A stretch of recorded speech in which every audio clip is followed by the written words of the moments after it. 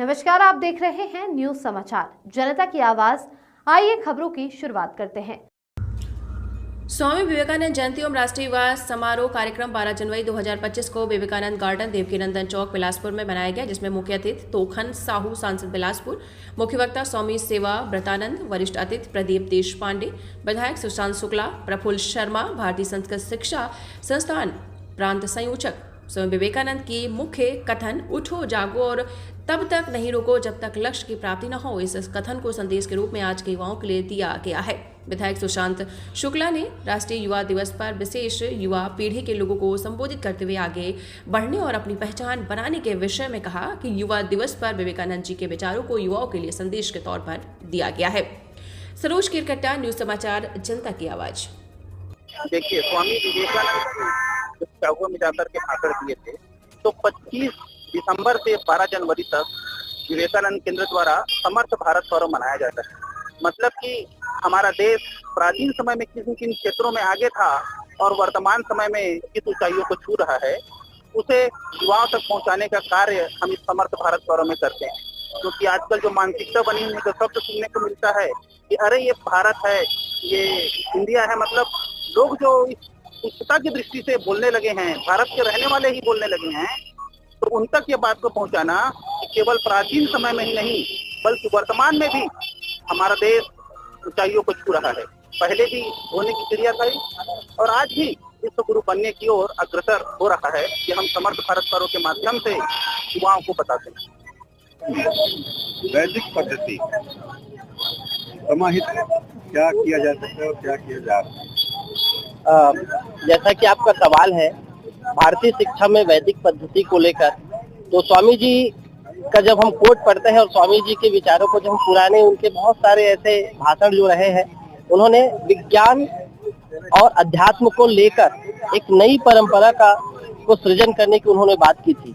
क्योंकि आपका सवाल वैदिक पद्धति को लेकर है, तो मैं वैदिक पद्धति के ऊपर आपको एक छोटा सा उनका एक उदाहरण देना चाहता हूँ। निकोल टेस्ला जी, जो कि विश्व के महान वैज्ञानिकों में आते हैं, जब उनका 1893 में अमेरिका में स्वामी विवेकानंद जी से मुलाकात हुई, तो स्वामी विवेकानंद जी ने उनको कहा कि आप जब भौतिक चीजों को छोड़कर एक बार आध्यात्मिक बातों को लेकर जब आप अपना इसके ऊपर जब आप रिसर्च करना शुरू करेंगे, वैज्ञानिक रिसर्च अध्यात्म की बातों को लेकर और वैदिकता को और वेदांत को लेकर और जो अन्य धर्म में भी जो कैसी बातें हैं विज्ञान को लेकर, उनके जब हम रिसर्च करना शुरू करेंगे तो मिल के जो बीच का एक मार्ग जब सूझेगा तो वो इतना बेहतर मार्ग होगा कि विज्ञान और अध्यात्म को साथ लेकर चलने वाला एक बेहतरीन मार्ग होगा और विज्ञान अपने सर्वोत्तम स्तर पर पहुंच जाएगी जितने अभी तक के कई हजारों सालों में नहीं पहुंच पाई है। ऐसा स्वामी विवेकानंद का विचार था। और चूंकि आपने वैदिक पद्धति के बारे में कही, तो इसका एक आपको छोटा सा वर्तमान जो शिक्षा नीति के ऊपर मैं आपको कहना चाहता हूँ। स्वामी विवेकानंद जी ने 1894 में ये बात कही थी कि शिक्षा का केंद्र जो है छात्र होना चाहिए, शिक्षा का केंद्र शिक्षक नहीं होना चाहिए। हमें शिक्षा के लिए वहां पहुंचना है जहां शिक्षा की आवश्यकता हो। और ये बात 1996 में करीब 100 साल के बाद जब पेरिस का सम्मेलन हुआ, तब जाकर पूरे दुनिया के शिक्षाविदों ने सोचा और दुनिया के शिक्षाविदों ने ये बात किया कि शिक्षा का केंद्र छात्र होता है, क्योंकि इसके पहले शिक्षा का केंद्र शिक्षक को माना जाता था। तो जब वेदांत की बातें जब हम लेते हैं तो वेद और विज्ञान को लेकर ही हमको चलना होगा और एक बीच का मध्यम मार्ग। कभी भी स्वामी विवेकानंद जी ने विज्ञान का कभी भी आडंबर या इस तरह से उन्होंने कभी इसका विरोध नहीं किया। और शायद विवेकानंद जी यही चाहते थे कि हमारे जो पाश्चात्य जो संस्कृति है और जो पूर्व की जो हमारा ज्ञान है, वैल्यूज है, इन दोनों का मिश्रण हो जाए तो ये देश और ये दुनिया, क्योंकि वो सर्वधर्म संभाव और यहाँ तक कि सर्वे भवन्तु सुखिनः में विश्वास रखने वाले थे, तो इस तरह से ये दुनिया स्वर्ग बन जाए। युवा के लिए क्या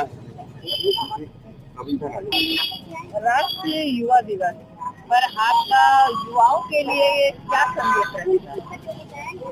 जी दीदी, राष्ट्रीय युवा दिवस आज हम लोग मना रहे हैं और ये बड़े गर्व का विषय है, क्योंकि आज हम लोग स्वामी विवेकानंद जी की 163वीं वर्षगांठ मना रहे हैं। और स्वामी विवेकानंद जी के ही जयंती को हम लोग राष्ट्रीय युवा दिवस के रूप में इसलिए मनाते हैं क्योंकि स्वामी विवेकानंद जी का जो विश्वास था हमारे युवाओं पर था। वो कहते थे कि मुझे तुम 100 युवा दे दो सिंह से पौरुष वाले और मैं इस पूरे विश्व को बदल कर रख दूंगा। तो वो युवाओं से आग्रह करते थे कि तुम उठ खड़े हो, वापस अपने आदर्शों को पहचानो, अपनी संस्कृति की जड़ों की तरफ आप वापस जाओ और ये देश वापस फिर से सोने की चिड़िया और विश्व का गुरु फिर से बनेगा। और इस तरह से स्वामी विवेकानंद ने युवाओं को हमेशा ही प्रेरित किया है और उनका जो वाक्य है, उठो जागो और तब तक मत रुको जब तक लक्ष्य की प्राप्ति ना हो, ये वाक्य हम सभी युवाओं को हमेशा प्रेरित करता रहता है, हमेशा से प्रेरित करता रहेगा। मैं विवेकानंद केंद्र का विभाग सह प्रमुख का दायित्व है। मेरा नाम टिकेश्वर कौशिक है और मैं छत्तीसगढ़ विभाग, जो कि हमारे संगठन के लिए छत्तीसगढ़ को हम लोग विभाग के रूप में लेते हैं, तो छत्तीसगढ़ विभाग का प्रमुख हूँ। उनकी इच्छा की हर घर गली गली में हमारी सरकार को इस दिशा में क्या कर रही है? 100 साल पहले नहीं, 164 वर्ष पूर्व। और उठो जागो, लक्ष्य की प्राप्ति तक आप शांत ना बैठो, इस लक्ष्य के साथ वर्तमान युवा को संघर्ष करो, तपो और संकल्प की पूर्ति तक घर ना बैठो। ये आज कोटेशन यथार्थ में लागू होता है। छत्तीसगढ़ शासन में विष्णुदेव साय जी के सुशासन में शिक्षा की क्रांति का लक्ष्य पिछले 5 सालों तक जो गतिहीन था उसे गतिमान करते हुए हम आगे बढ़ा रहे हैं। विश्वविद्यालय डॉक्टर रमन सिंह जी के राज में खुले, शैक्षणिक संस्थानों की श्रृंखला डॉक्टर रमन सिंह जी के राज में खुली और आज समाज शिक्षित होकर जागृत हो ताकि गीता के उपदेशों के साथ और विवेकानंद जी को सच्ची श्रद्धांजलि हम आज समाज को दे सकें। युवा की बात आती है तो विवेकानंद, खेल की बात आती है तो आपकी गतिविधि भी रेखांकित की जाती है। एक तो बहुत बड़ी युवा शक्ति है किलर मॉडल में। समाज गतिशील हो और समाज संकल्पित हो कि समाज में नशे के खिलाफ, अराजकता के खिलाफ, अपराध के खिलाफ हम संगठित हो और आगे बढ़े। यही है इस देश आज के युवा दिवस को संकल्प होना चाहिए।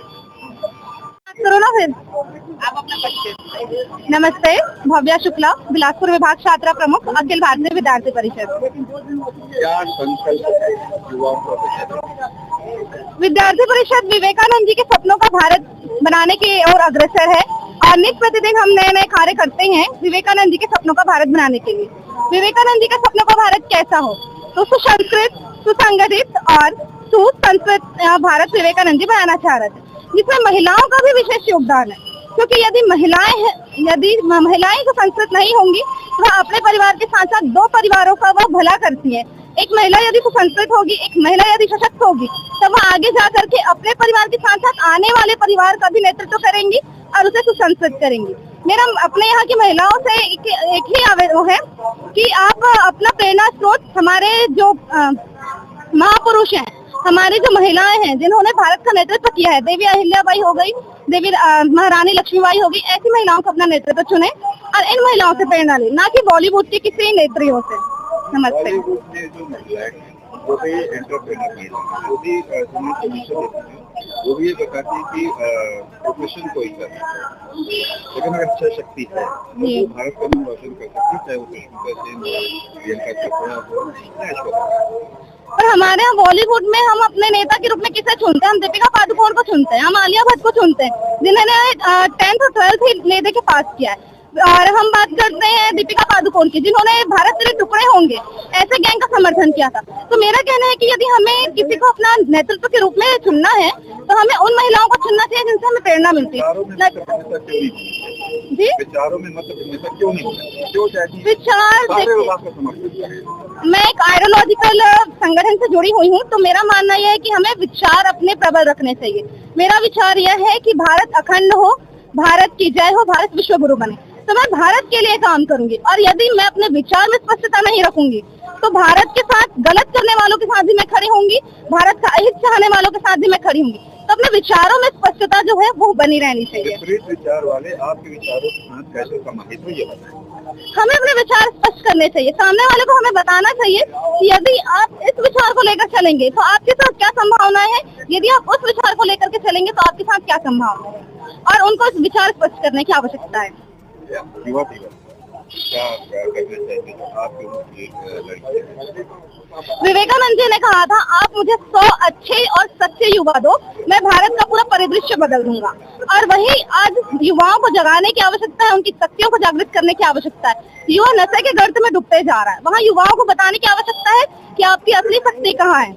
विवेकानंद जी ने अपने आप को आदर्श बना करके दिखाया है कि भारत के युवा को कैसे होना चाहिए, तो हमें विवेकानंद जी के आदर्शों पर चलने की आवश्यकता है।